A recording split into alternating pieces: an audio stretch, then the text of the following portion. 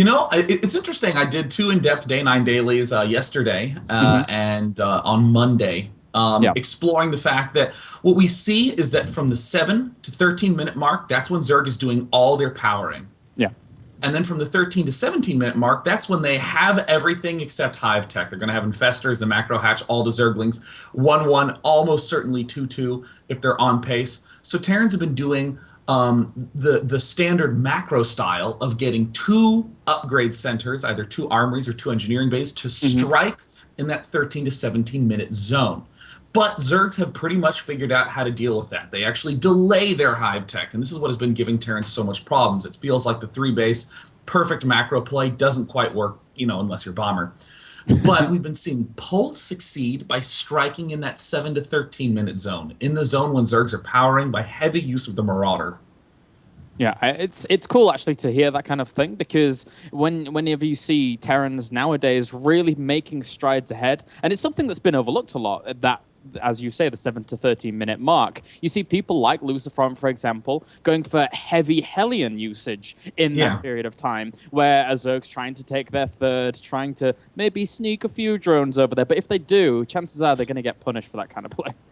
Yeah, and what's interesting about Lucifron's Hellion play is that he's using it to transition into mech, and this is one of the key things that we've been seeing the successful Terran players do, is interestingly not go Hellion Banshee. The Hellion Banshee play, when you do that and then you go for the Marine Marauder composition, you weaken your later Marine Marauder because, you're investing so much funds in Hellion Banshee. So naturally your army is going to be smaller. But, you have Lucifron who's putting on Hellion pressure. If the Hellion pressure doesn't work, he pulls back, and then he simply has more Hellions for the next time he's going to be doing his full mech push. So it's exciting to see players sort of aligning their build in that way. And it's sort of, well, actually, we're jumping into the game here, guys, so let's get our intros done and dusted before I continue ranting about what I was about to say. As we do have, spawning up to the top location here as our blue Terran, he goes by the name of ATN ClouD. A nice pickup from Alternate Attacks. Thrilled to see ClouD on there. Also, in the bottom right corner, the long-standing member of MTW, Dimaga, who is one of those players who I feel like will be underrated for the rest of his whole life. Dimaga plays a lot, trains a lot, understands how to compete, plays well in tournaments, and yet rarely goes outside of the Eastern European tournaments. Yeah, he sometimes has a lot of visa issues as well. That's one of the main reasons why he actually gets pinned down by that, unfortunately for him. But just to come back to the point I wanted to make earlier, is that in today's broadcast, we've already brought up, I have a top 3 Terran foreigners list, and we've already brought up Cass, we've already brought up Lucifron, but we haven't talked about the Terran that we actually have in this group. But I'm sure we'll be getting onto him later. Yeah, I'm really thrilled to see what the Terran players are doing in this matchup nowadays. We see ClouD looks like going for the looks like just going to be going for the standard macro-focused play. We'll be going for Command Center first, and I think he's wisely going to be building it at his ramp. No, he's going to boldly build it down at the bottom here. It's not a particularly risky play to do this, but you do have players like Life who are 10 pooling, and if Life does something, other Zergs are going to follow suit. Yeah, that's true. That's very, very true. I've seen it quite a few times, actually. I saw it in an Intel Extreme Masters qualifier last night, where a Terran was just about to go for the command center first, then the SCV scout spotted the Zerglings on the way, which was a little bit dicey in itself. But ClouD, for now, just finishing off the wall up at the top of his ramp here. Dimaga's going to get a whiff of this, and he's just probably going to be playing standard from there on out. God, ClouD doing another bold play, actually going for a single barracks and then going straight for the refineries to get the stupidly fast factory, which is, of course, a reasonable play. Again, what ClouD is saying, all these moves that ClouD are doing is saying, I want to have the strongest 2-2 timing push of all time. That's going to be my big goal with this. That's why I'm getting my expansion up early. That's why I'm going for this gas so early. If you did want to go for a more standard timing push on 2 bases like this, the most common one would be to go 2 racks. He certainly can still do a 2-base push, and it certainly will be very effective. I mean, early expanding and doing 2 or 3 base pushes is always effective, but ClouD very much so has been more going down the epic macro route that we see Terran players sort of picking up lately. Yeah, that's a very good point to make, because ClouD, just in general, I mean, he's had a few problems recently in terms of dealing with Zergs, but he's still sticking with macro in most of his games, so that once he feels he is in a comfortable spot, he then takes all of that experience along and lumps it into the better position that Terran might find themselves in soon enough. So just getting that factory down as well. Just start transitioning into those standard reactor Hellion plays. And from there on, we'll see how he wants to actually get a little bit aggressive with that. Yeah, I mean, what's really interesting about this matchup as a whole is that, well, actually in StarCraft, you think about the way that the metagame shifts, it's going to naturally be very, very rapid at the start. People say, oh, here's a timing push. And someone says, oh, I found out a way to defeat that timing push. Yeah. And then that stands until someone, after a long amount of time, finds out a little secret, hidden, sexy build somewhere in there.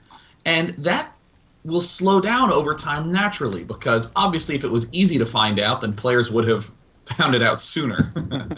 It's naturally going to be more difficult to find out and takes more effort to find out. So what we for instance see is that Zergs were complaining quite a bit about Terrans for a long time.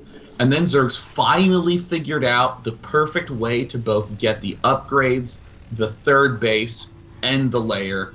And now we're seeing this period where Terrans are just having huge, overwhelming amounts of difficulty. So, I mean, certainly Blizzard is already doing things like helping to buff the Raven, decreasing the fungal growth range, but those aren't huge, dramatic changes. Even without those, we're seeing slight new little tricks come out of the Terran repertoire that are really, really slick to see. Yeah, I would agree. It's nice to see, though, the small little incremental changes in the game, to see how, for example, Ravens, just in general, I'm really hoping to see a lot of Raven usage. We saw a little bit of it at Cologne for Gamescom in the form of people like MVP, but that was really, really kind of late game. I would love to see some builds kind of evolve, like some Rush to Ravens for Hunter Seekers. That would be pretty darn cool. Yeah, actually, there's one that exists right now. I mean, it has nothing to do with going on this game. You know what? Let me talk about that Raven in just a second. I feel obligated to note the fact that ClouD is already, I would say boldly, but correctly building this third command center on his low ground. Why can he get away with that? He, of course, scouted his opponent, having not gotten an early gas and having gotten an early third. So that indicates no Zergling speed, so he can boldly build this on low ground without really any fear.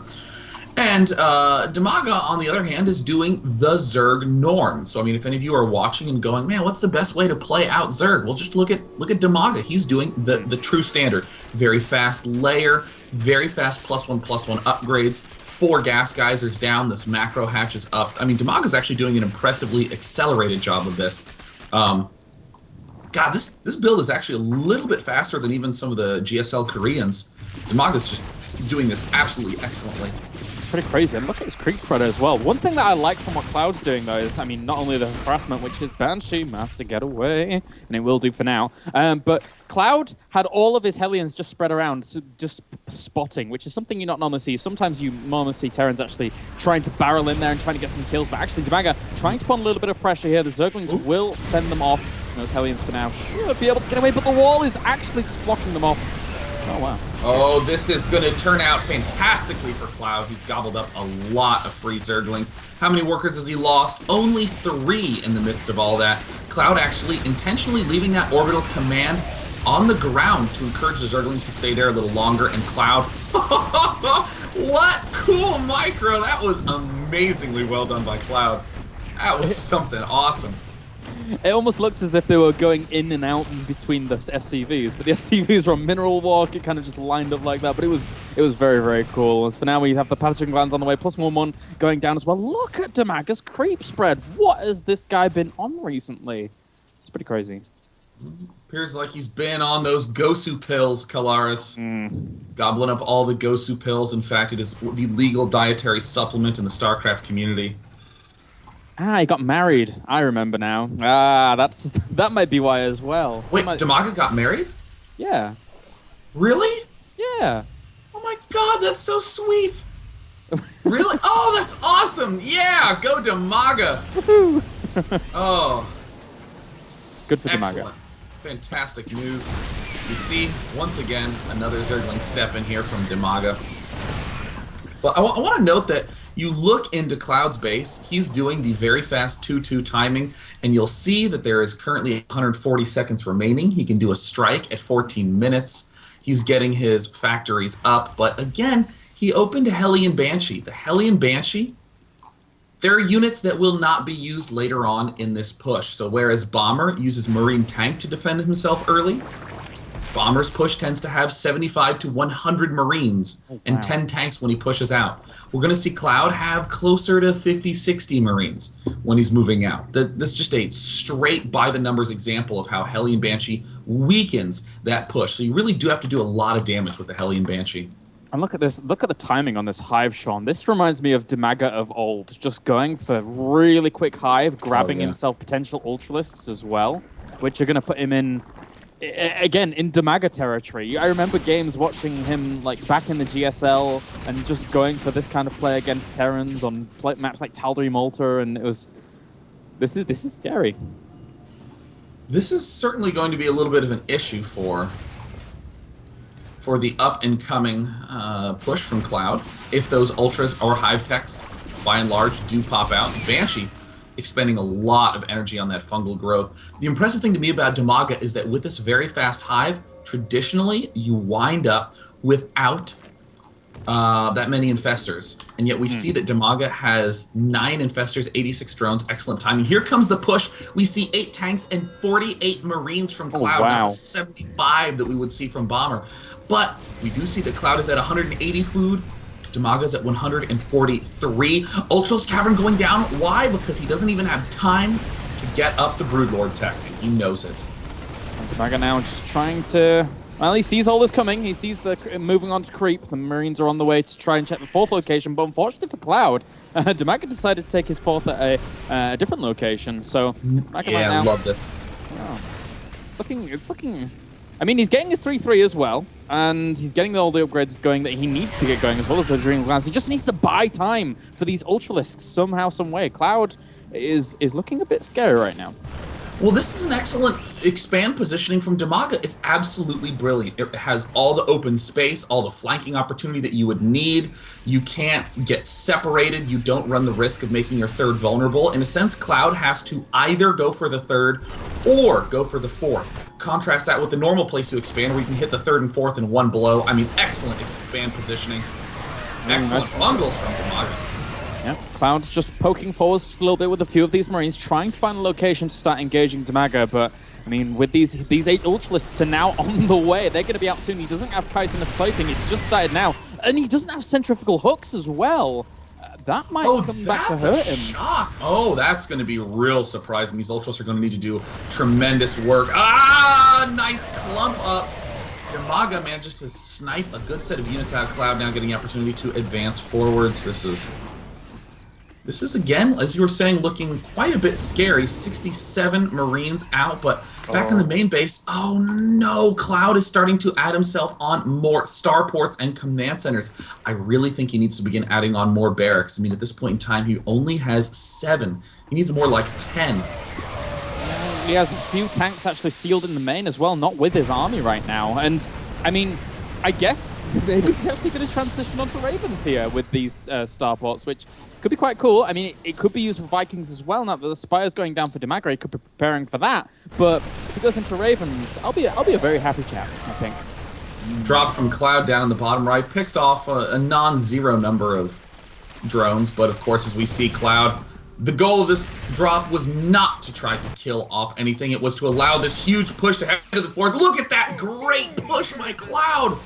Oh, he's closed a lot of the gap here. The Ultralisks are on the way to try and clean this up. One of them is actually staying alive for a long time. Nice fungal growth, locking down a lot of those Marines, and he's getting good steps in. Oh my god, those fungals across the siege tanks and medevacs as well. It looks like ClouD might get cleaned up so easily here by Dimaga. An excellent positioning by ClouD, but he just didn't have the tanks sieged up in time. And he's hindering his own Marine count by going for those starports so early.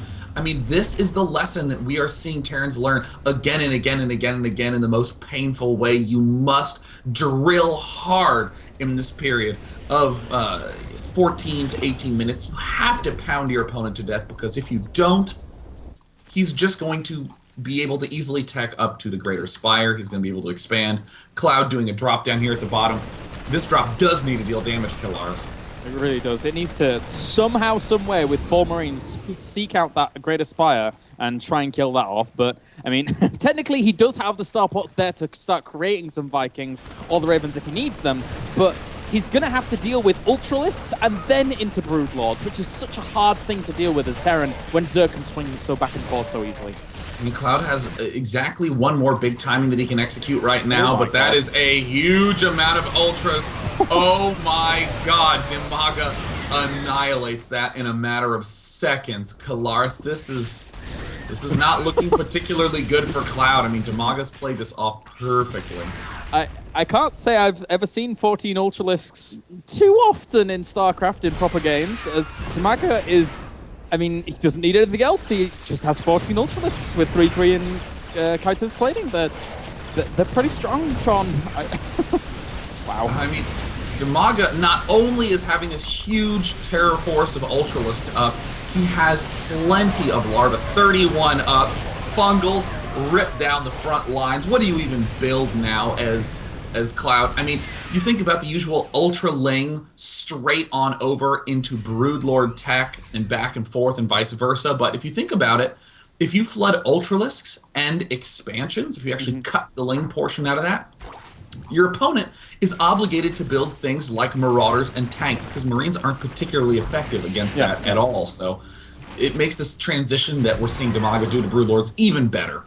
And that's one of the things that ties in early on with Dimaga's build in terms of going for that many Ultralisks. You know, he gets all that great creep spread going. If Cloud doesn't start shutting that down, which he actually shut down a little bit of it on his side of the map, then that makes the Ultralisks all the more potent when they come along. So Dimaga, you know, playing this out from the very beginning, getting a very, very nice composition off. And Cloud is going to have a hard time struggling back here, even with Planetary Fortresses.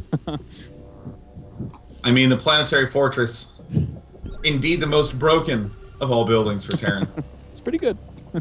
Quite good. I still wish Overseers could goop them up, but there it looks like we see the Ultralisks swarming on in. No amount of repair is going to save that. Cloud's disconnected from this force. Dimaga has the Broodlord Infestor army ready to greet the very little anti-air force of Cloud. Cloud abandoned his pressure timing a little bit too early, and now we are seeing Dimaga just rip it to shreds. Ultrals coming in to clean up the ground army. I mean, you're seeing that this tank Marauder composition is roasting these Ultralisks relatively easily, but it's the Broodlords that are the real problem. Wait a minute, Kalaris. Yeah. Is Cloud going to be able to break through this? Unsieged tanks? The ideal answer to Infestors in this late game situation. Excellent answer from Cloud. His micro throughout that entire battle was actually pretty darn good by Cloud. I was so impressed by the tank micro, killing off some of those Ultralisks. And there's a lot of links flooding in here for now for Dimaga. Cloud is slightly down by 30 supply, but he's managed to clean it up. And, well, unfortunately for him, his income is not looking that great. But, you know, he's still holding his own. He's still trying to keep himself in this. I mean, Dimaga is going to do the reasonable thing, which is to just hold a couple of production buttons and pop back up to max. He had a lot of money in the bank, and now we're seeing Cloud try to take his 4th base. He must secure this. Look at his 3rd base, even absolutely dead broke on the minerals. Zerglings from Dimaga going every which way. Yeah, I'm not so sure how Cloud's going to try and pull himself back in. He has a little bit of production. He's trying to secure his 4th base, but still always blocked off by a Ling here and there. Cloud right now trying to recuperate those losses, still producing a lot of Marines. And Dimaga, he's just transitioning onto, once again, that deadly brutal army that you were mentioning before. It's just going to be Ultralisk, Broodlords, Infestors, Zerglings, Banelings. And how can you deal with that when your economy's been completely stifled? Oh, Dimaga is going to run right into another push of Cloud, but Cloud is getting the edge in this angle. Those Ultralisks aren't doing as much damage. Now they are. Oh, Cloud stopped his Marines for a second. They all got fungled. They all got ripped to shreds. That +5 armor, a little bit too tough to deal with, even with +3 tanks and +3 Marines. Good game. Dimaga takes game number 1.